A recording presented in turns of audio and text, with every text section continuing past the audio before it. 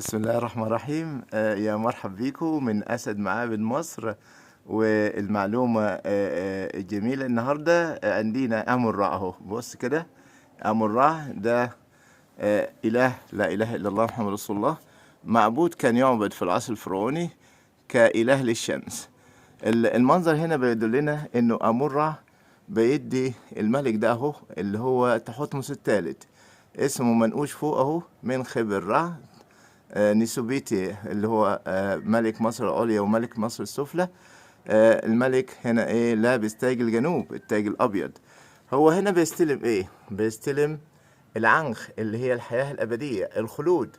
بيستلمها ازاي؟ بيستلمها من امون را. هنا امون را بيقول له خد ادي نسيم الحياة، الحياة الابدية. بص كده، هنا الراجل يعني تحتمس الثالث فاتح أنفه حبتين. هي بتبان في الشمس في النهار لما يكون الشمس ساطعة عليها. يعني أدعو زمايلي كلهم يجوا يتفرجوا، تلاقي الفتحة الأنف مفتوح حبتين. ليه؟ علشان الاستنشاق. يعني طب بص كده الراجل ده اللي هو أمون را عشان فوق راسه رشتين. بص بيقول لك ايه؟ هو اصلا فاتح انفه.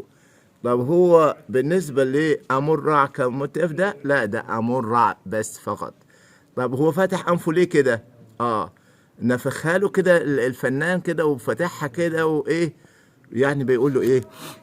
شم شم الله أكبر والعزة لله. هنا بيقول له إيه؟ شم شم إيه؟ نسيم الحياة، الحياة الأبدية، الخلود. وهنا إيه؟ ده مونتو، المعبود مونتو عند الفراعنة.